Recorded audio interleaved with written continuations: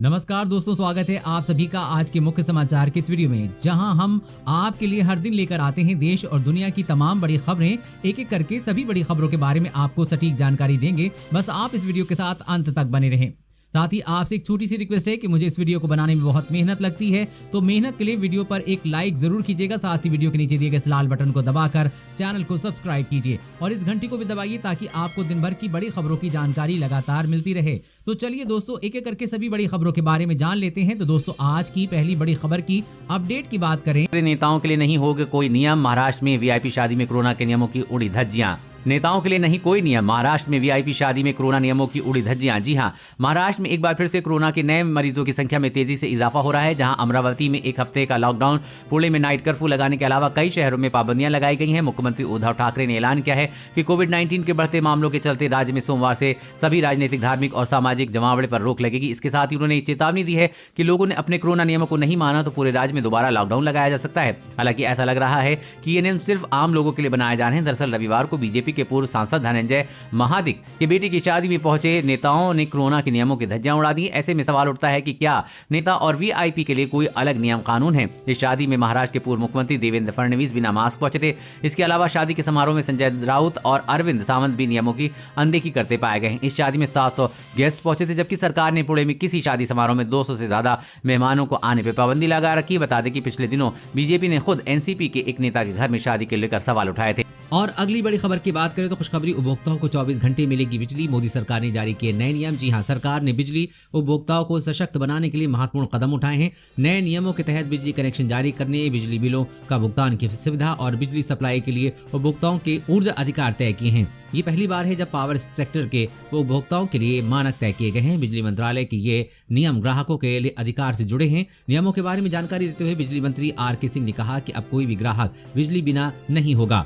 वितरण कंपनियों को सेवाएं देनी होंगी और अगर ये इसका पालन नहीं करते हैं तो जुर्माना देना पड़ेगा। ग्राहकों को ऑनलाइन आवेदन का विकल्प मिलेगा, यानी कि बिजली कनेक्शन के लिए कार्यालय के चक्कर नहीं काटने पड़ेंगे। बिजली कनेक्शन मेट्रो सिटी में 7 दिन के अंदर और बाकी नगर पालिकाओं में 15 दिन के अंदर देना होगा। वहीं ग्रामीण इलाकों में 30 दिन के अंदर अंदर नया कनेक्शन देना होगा। ये भी तय किया गया है कि बिना मीटर के कोई भी कनेक्शन नहीं दिया जाएगा। मीटर की टेस्टिंग, उसमें डिफेक्ट, जलने या चोरी होने को लेकर भी कानून बनाए गए हैं। कंज्यूमर टैरिफ और बिल में पारदर्शिता भी होगी। साथ ही ग्राहकों को बिल के ऑनलाइन भुगतान का विकल्प भी मिलेगा।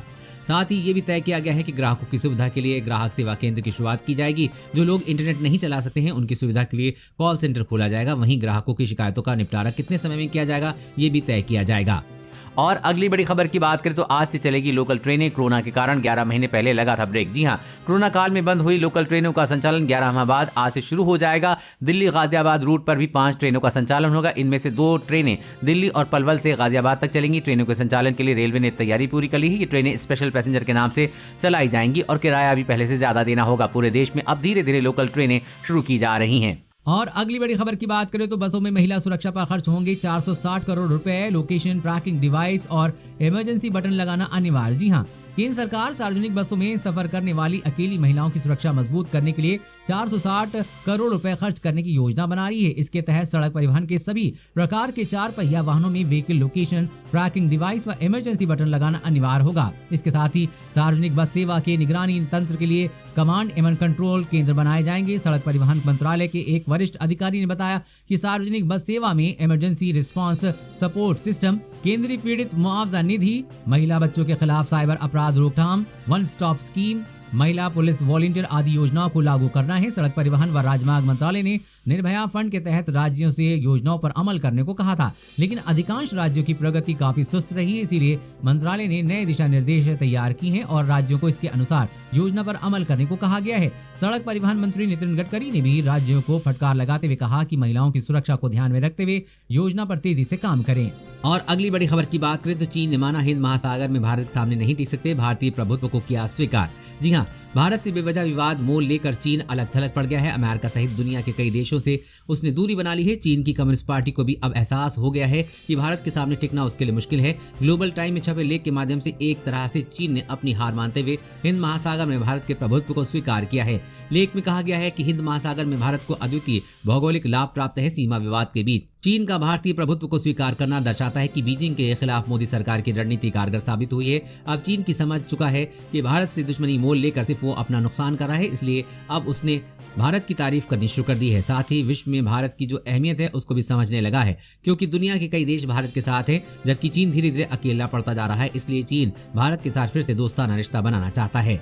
और अगली बड़ी खबर की बात करें तो अगर नहीं माने व्हाट्सएप के नए नियम तो 120 दिन बाद डिलीट हो जाएगा अकाउंट, उठानी होगी कई मुश्किलें। जी हां, व्हाट्सएप के लिए पिछले कुछ महीने मुश्किल भरे हैं। इसी वजह से मैसेजिंग ऐप की नई प्राइवेसी पॉलिसी रही। नए नियम कायदों को लेकर व्हाट्सएप को तगड़ी आलोचना का सामना करना पड़ा। इसके अलावा बड़ी संख्या में यूजर्स ने दूसरे मैसेजिंग ऐप्स को रुख किया। इसके बाद व्हाट्सएप ने अपनी यूजर्स को कई प्राइवेसी पॉलिसी के बारे में समझाने की लिए उसे एक्सेप्ट करने की डेडलाइन बढ़ा दी थी। व्हाट्सएप ने यूजर्स को 15 मई तक प्राइवेसी पॉलिसी को मानने के लिए कहा था। अब व्हाट्सएप ने साफ कर दिया है कि नई प्राइवेसी पॉलिसी 15 मई से लागू हो जाएगी। व्हाट्सएप यूजर्स को डेडलाइन से पहले ही नई प्राइवेसी पॉलिसी को एक्सेप्ट करना होगा, वरना उन्हें कई मुश्किलों का सामना करना पड़ सकता है। अगर आप 15 मई तक नई शर्तों को स्वीकार नहीं करते हैं तो आपके व्हाट्सएप अकाउंट की फंक्शनैलिटी कम हो जाएगी। पॉलिसी नहीं मानने पर आप कॉल रिसीव कर पाएंगे और नोटिफिकेशन देख पाएंगे, लेकिन आप व्हाट्सएप से मैसेज सेंड और रिसीव नहीं कर पाएंगे। इसका सीधा मतलब यह है कि व्हाट्सएप आपको नए नियमों को मानने के लिए मजबूर कर रहा है। जी, यूजर्स नई प्राइवेसी की शर्तों को मानने में इनकार कर देंगे तो वो उन स्थिति में भी 120 दिन तक के लिए ऐप को इस्तेमाल कर सकेंगे। हालांकि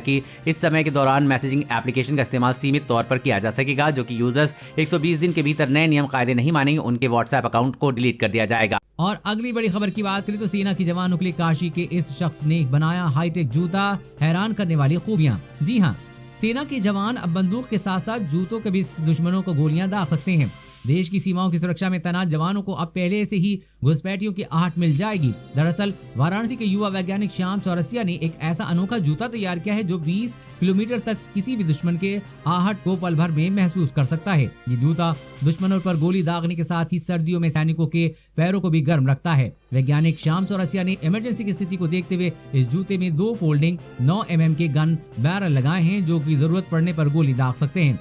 इससे जवान आपातकाल में अपनी सुरक्षा कर सकते हैं। उन्होंने बताया कि ये जूता रेडियो फ्रीक्वेंसी और मोबाइल नेटवर्क पर भी काम करता है। ये जूता वाकई बेहद खास है। ठंड से जवानों को बचाने के लिए इसमें एक हीटर लगाया गया है, इससे जवानों के पैर गर्म रह सकेंगे। इसमें सोलर चार्जिंग सिस्टम भी लगा हुआ है। इस जूते में स्टील की चादर, solar plate, radio circuit, LED light और इलेक्ट्रिक ट्रिगर लगा हुआ है। इसका लेजर सेंसर और ह्यूमन सेंटर बॉर्डर पर रखा जाएगा। फिर जैसे ही कोई घुसपैठिया देश में घुसने की कोशिश करेगा, जूता फौरन जवान को सिग्नल भेज देगा, जिससे घुसपैठियों को रोकने में मदद मिलेगी। और अगली बड़ी खबर की बात करें तो सावधान, फास्टैग से जुड़ी न करें ये गलती, न तो बिना टोल पर जाए कटता रहेगा पैसा। जी हां, देश भर में फास्टैग को लेकर नियम अनिवार्य कर दिए गए हैं। इसके तहत बिना फास्टैग वाली गाड़ियों से टोल प्लाजा पर 2 गुना टोल वसूला जा रहा है। दरअसल फास्टैग की व्यवस्था पिछले कई महीने से लागू है। बड़ी संख्या में लोग इसका प्रयोग भी कर रहे हैं। इस समय कई फास्टैग वॉलेट से लिंक हैं, जिससे आपको पैसा डालना पड़ता है। वहीं कई बैंकों के फास्टैग सीधे खाते से लिंक है। टोल प्लाजा पर पहुंचते ही पैसा आपके बैंक से खाते कट जाता है। लेकिन फास्टैग को लेकर आपको सावधान रहने की जरूरत है। यदि आपने समय रहते ध्यान न रखा तो आपको बड़ा नुकसान भी हो सकता है। अक्सर लोग अपनी पुरानी कार को बेच देते हैं, लेकिन वो अपना फास्टैग हटाना भूल जाते हैं या फिर इसे डीएक्टिव नहीं करते हैं, जिसके चलते यदि वो फास्टैग आपके बैंक खाते से लिंक है तो कार बेचने के बाद फास्टैग का प्रयोग होने पर पैसा आपके बैंक खाते से कट जाएगा। इसीलिए कार बेचते समय सावधानी बरतते रहें। और अगली बड़ी खबर की बात करें, दुश्मन के 100 किलोमीटर दूर ठिकानों को तबाह करेगा हॉक आई विमान।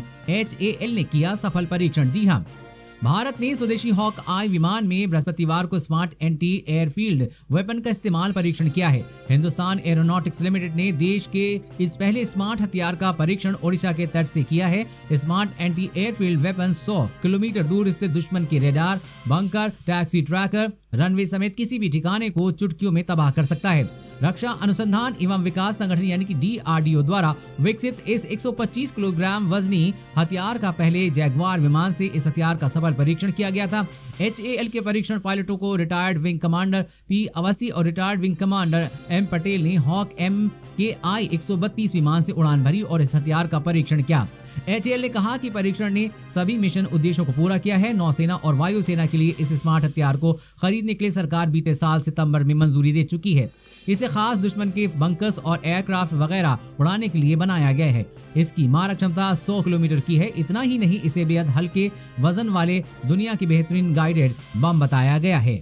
और अगली बड़ी खबर की बात करें तो अगर 3 महीने तक राशन नहीं लिया तो क्या बंद हो जाएगा राशन कार्ड? जाने इस खबर के बारे में सच्चाई। जी हाँ, अगर आपने 3 महीने से राशन नहीं लिया है तो क्या आपका राशन कार्ड सरकार निरस्त कर देगी? कुछ मीडिया रिपोर्ट्स में दावा किया जा रहा है कि केंद्र सरकार ने राज्य सरकारों को निर्देश जारी कर दिए हैं कि 3 महीने तक राशन नहीं लिए जाने की स्थिति में राशन कार्ड रद्द किया जा सकता है। इन दिनों सोशल मीडिया पर अखबार की कटिंग के साथ एक खबर वायरल हो रही है जो राशन कार्ड के नए नियम के संबंधित है। इसलिए दावा किया जा रहा है कि केंद्र सरकार ने राशन कार्ड को लेकर कुछ नए नियम बनाए हैं। इनमें कहा गया है कि अगर आप अपने राशन कार्ड का 3 महीने तक इस्तेमाल नहीं करेंगे तो उसे रद्द किया जाएगा।